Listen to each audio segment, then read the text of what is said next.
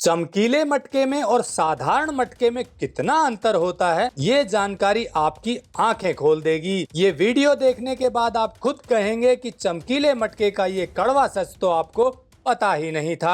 आपको मैं दिखाता हूँ। जैसे ये आप ऐसे आजकल बाजार में आपको बहुत ज्यादा मिलेंगे। ये मिट्टी इसमें का रेड, ये मिट्टी का बना हुआ है। और अच्छा। इसमें लाल कलर में मिल जाएंगे, आपको सारा मिल जाएगा।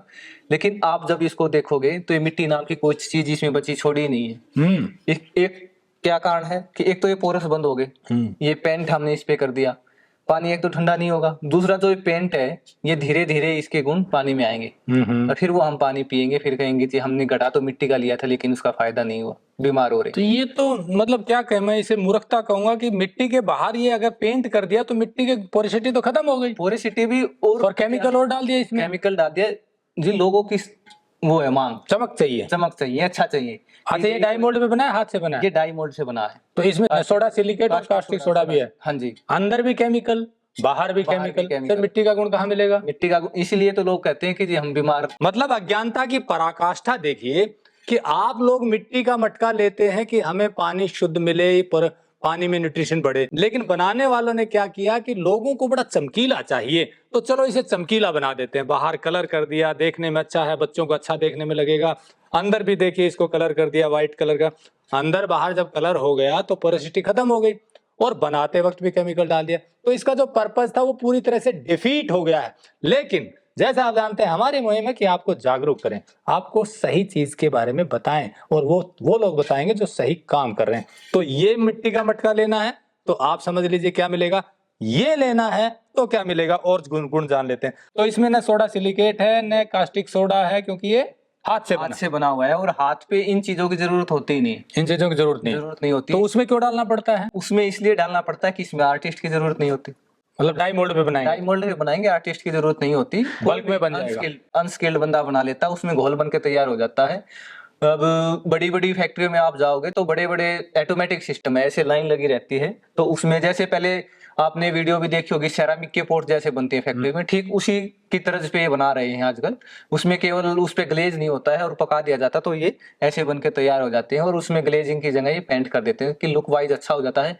और दिल्ली वगैरह में मतलब काफी जैसे रिलेटिव्स वगैरह के हम जाते हैं तो मोस्टली घरों में ऐसे ही चमकीले बर्तन मिलते हैं। अच्छा हाँ, लेकिन चमकीले बर्तनों की बजाय आप बना रहे हैं शुद्ध। अब एक अंतर और आपको दिखा देते हैं दोस्तों, ये देखिए रो अभी बना हुआ है और इसका कलर आप देखिए, ये पोरोसिटी का लाइव एग्जांपल है। आपको देखिए इसका कलर डार्क हो गया, पानी बाहर आ गया है, बाहर सीला सा नजर आ रहा है, क्योंकि पानी पोरस होके बाहर आ करके, इसीलिए ये ठंडा होता है। इसमें पानी ठंडा हो जाएगा, पानी ठंडा हो जाएगा। और कई बार जिसके ज्यादा पोरस खुले होते हैं कि पसीना पसीना बाहर निकल जाएगा, जिसमें वेंटिलेशन जहाँ पे कम होगा उसमें पसीना पसीना करके बाहर भी निकलता है। कई लोग ये कहते हैं कि जी हमारा तो रिसाव हो रहा है, वो रिसाव नहीं होता, वो इसकी गुणवत्ता है, वो उसकी प्योरिटी है कि आप वो रिस रहा है। रिसाव वो होता है कि परमानेंट कहीं से भी एक टप टप टप टप टप गिरे, लेकिन हर जगह से अगर वो रिस रहा है तो इसका मतलब आपका घड़ा शुद्ध है। और बट आपने बताया कि अगर वेंटिलेशन कम होगा तो ज्यादा पसीना सा दिखेगा, और हवादार वातावरण में रहेगा। हाँ, तो थोड़ा सूखता रहेगा वो, क्योंकि फिर वो पानी तो उसमें से निकलना है। तो हवा अगर उसको नहीं लगेगी तो वो पानी बन के निकल जाएगा, सूखेगा नहीं। तो अब सवाल ये आता है, लोगों को मेरे ख्याल से समझ आ गया होगा कि शुद्ध मिट्टी का पॉट लेना चाहिए। एक चीज और पूछ लेता हूँ, तो एक तो ये बता दीजिए कि कितने कितने लीटर में है, और गोल क्यों नहीं बनाया आपने, ये अलग उसका है, सिलेंडर टाइप है? हाँ, इसमें 3 साइज हैं हमारे बेसिकली, 4-5 लीटर का है, 7-8 लीटर का है और 10-1 लीटर का है। और मैं आप लोग की वीडियो के माध्यम से बताना चाहता हूँ कि साइज हमारे वेरी हो जाते हैं, कि 5 का आपको मान लो 4.5 भी मिल गया, क्योंकि मिट्टी कई बार क्या होता है कि मिट्टी कई बार ज्यादा सुकड़ जाती है, कई बार कम सुकड़ती है, तो काफी फैक्टर रहते हैं उस पे ना। तो थोड़ा बहुत आपको ये एडजस्ट करना पड़ेगा कि आप जैसे साइज दे रहे हैं तो बिल्कुल परफेक्ट ये ना मान के चले कि 10 लीटर का हम बोले तो आपको 10 लीटर का ही मिलेगा। वो 10.5 भी हो सकता है, 9.5 भी हो सकता है, 9.5 भी हो सकता है, लेकिन ये नहीं है कि आपको 7 लीटर का मिल जाएगा 10 की जगह। और दूसरा गोल का ये है कि वो कोरियर जब हमारे देश भर में जाते हैं तो पैकिंग की बड़ी समस्या रहती है, क्योंकि जब हरियाणा से महाराष्ट्र जाएगा तो बहुत सारे उसको कोरियर के ऑफिस से गुजरना पड़ता है, और लोग कोरियर में सभी लोग देखते हैं कि बहुत तेज से फेंकते हैं, और गोल जब बर्तन उसमें फिट बैठता ही नहीं है। तो ये जब बॉक्स बना के उसमें बेचते हैं, एक तो ये टूटता नहीं है, और दूसरा सेफली वहां पे पहुंच जाता है, और इजी टू यूज है, क्योंकि इसमें हमने नल लगा रखा है और आसानी से इसको लोग हैंडल भी कर सकते हैं, कमरे में भी रख सकते हैं। वहीं जब गोल वाला होता है, एक तो उसको रखने में थोड़ी सुविधा नहीं हो पाती है। और जब उसमें नीचे टैप लगाते हैं तो नीचे पानी ज्यादा रह जाता है, क्योंकि वो गोलाई की वजह से उसको थोड़ा तो इसमें पानी टैप लग जाती है। पर एक चीज सवाल हो रहा है, टैप से याद आया मुझे, जो सामने टैप लग रही है ये थोड़ी प्लास्टिक की है। जी। कई लोग कहेंगे जी मिट्टी का तो बर्तन है, प्लास्टिक की, ये थोड़ा सवाल उठाते हैं। जी। इसका उत्तर क्या देते हैं आप? इसका उत्तर ये है कि जी प्लास्टिक क्या है, वो गर्म के साथ रिएक्ट करता है, ठंडे के साथ रिएक्ट करता ही नहीं है।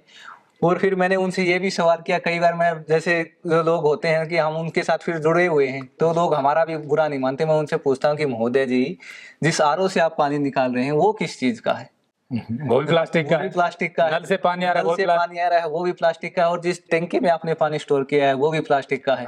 लेकिन आपको इस टोंटी से इस ऐतराज टोंटी से है। ऐतराज है। फिर वो बोले जी स्टील का आप लगाइए। स्टील का जब लगाते हैं और उसको टाइट करते हैं तो मिट्टी और मेटल जब वो उसको टाइट करते हैं तो मेटल तोड़ देता है, वो ज्यादा हार्ड होता है, टूट जाता है। टूट जाता तो है। इसमें पानी रिसता नहीं है, मतलब जो नहीं, टोंटी लगाते हैं। हाँ, रिश्ता नहीं है पानी उसमें। क्या है कि इसमें हमने 2 वार्सल दिए हुए हैं, एक अंदर लगेगा एक बाहर लगेगा। और अंदर से उसको टाइट करने के बाद ठूठी को आप पकड़ के एक पूरा राउंड लगा लीजिए, फिर ये पूरा टाइट हो जाएगा और फिर ये पानी नहीं निकलेगा। तो दोस्तों जैसा नीरज कुमार ने बताया 3 साइज में मिलते हैं। गोल वाले को हैंडल करना आसान नहीं है, क्योंकि जब कोरियर में भेजते हैं तो टूट जाता है वो। और दूसरी बात, टोंटी जो लगाई है वो प्लास्टिक की इसलिए लगाई गई है क्योंकि स्टील की जो है इसमें बर्तन को तोड़ सकती है, मतलब मटके को तोड़ सकती है। और जब ठंडे में जा रहा है तो प्लास्टिक इतना इफेक्ट करता नहीं, इसका कोई प्रभाव पड़ता नहीं है क्योंकि पानी उसमें गर्म नहीं है। तो इस तरह से अब सवाल ये बचता है कि मिलेगा कैसे। तो नीरज कुमार का नंबर हमने दिया हुआ है, आप सीधा ले सकते हैं। और एड्रेस भी बता दें, अगर आप हरियाणा के आसपास के रहने वाले तो हरियाणा में झज्जर जिले के डावला गांव के रहने वाले हैं और यही इनकी फैक्ट्री है जहां हम बैठे हैं। कभी भी आप आकर देख सकते हैं, नंबर हमने दिया हुआ है, फोन कीजिए, मिलिए, बात कीजिए, मंगवाइए, ऑनलाइन भी मंगवा सकते हैं। और इनको आप शुद्धफार्म.com से भी ले सकते हैं। शुद्ध फार्म एक ऐसा प्लेटफॉर्म है जहां जो लोग अच्छा काम करें उनकी चीजें शुद्ध फार्म पर मिलती हैं। तो ये आपके इनके मिट्टी के बर्तन, जिनमें न केवल मटका है ये, बल्कि और भी मिट्टी की कढ़ाई है, भगोना है, बोतल है, गिलास है, कप है, वो सारी चीजें भी आपको मिल सकती हैं। और अधिक जानकारी के लिए आप नीरज कुमार से बात कर सकते हैं। वीडियो को लाइक और शेयर जरूर करते हैं, क्योंकि अगर आपको ये वीडियो अच्छा लगा और ये जानकारी आपको अच्छी लगी है तो दूसरे लोगों तक भी पहुंचनी चाहिए। तो इसलिए शेयर करें, लाइक करें और चैनल को सब्सक्राइब भी करें। जुड़े रहे टेक्निकल फार्मिंग से। नमस्कार, जय हिंद।